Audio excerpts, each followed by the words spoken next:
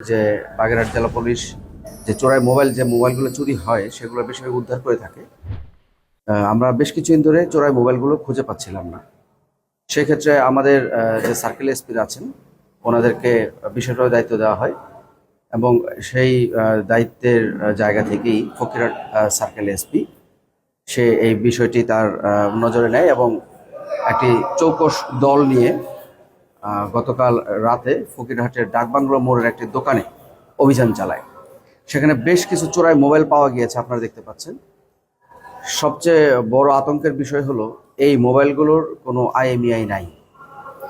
আপনারা জানেন যে একটি মোবাইলের একটি ইউনিক নাম্বার থাকে, একটি আইএমইআই নাম্বার থাকে, যে আইএমইআই নাম্বারটি দিয়ে এই মোবাইলটির মালিকানা দেওয়া হয়।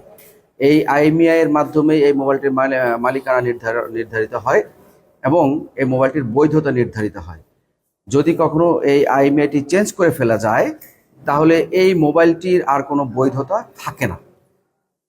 আমরা দুশ্চিন্তার সাথে লক্ষ্য করছি, আমরা গভীরভাবে উদ্বেগের সাথে লক্ষ্য করছি যে এই বাগেরহাটের বেশ কিছু চক্র এই আইএমইআই পরিবর্তনের কাজ করছে এবং এই চোরাই মোবাইলগুলো নিয়ে তারা আইএমইআই চেঞ্জ করে আবার বিক্রি করছে, যাতে মোবাইল চুরি বৃদ্ধি পেয়েছে।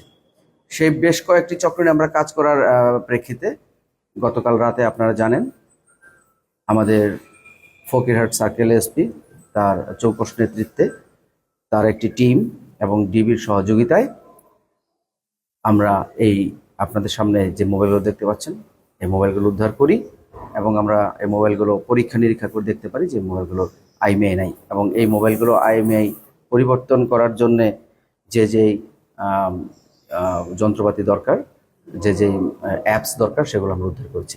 ধন্যবাদ সবাইকে। হারিয়ে যায় তাদের বেশিরভাগ যারা আছেন ভুক্তভোগী ওনারা থানায় একটি জিডি করেন। সেই জিডি মারফত, ঠিক এই মুহূর্তে আমি সংখ্যাটি প্রকাশ করতে পারবো না, সেই জিডি মারফত বেশ কিছু মোবাইল আমরা ইদানিং এই হারিয়ে যাওয়া ব্যক্তিদের কাছে ফিরিয়ে দিতে সমর্থ হয়েছি। আইএমইআই ইতিমধ্যেই চেঞ্জ করা হয়েছে, সেগুলোর মালিকানা খুঁজে পাওয়া সম্ভব না। এই চক্রটি একজন না, এরকম বেশ কিছু চক্রের সন্ধান আমরা পেয়েছি। এখানে কেউ কেউ চোরাইকৃত মোবাইল সংগ্রহ করে, কেউ কেউ এই আইএমইআই চেঞ্জ করার কাজটা করে, আবার এর মধ্যে কেউ কেউ এই মোবাইলটা বিক্রি করার দায়িত্বে থাকে। আমরা মোট 4 জনকে অ্যারেস্ট করতে সমর্থ হয়েছি, 2 জন পালিয়ে যেতে সমর্থ হয়। এই চক্রকে অ্যারেস্ট করার পরবর্তী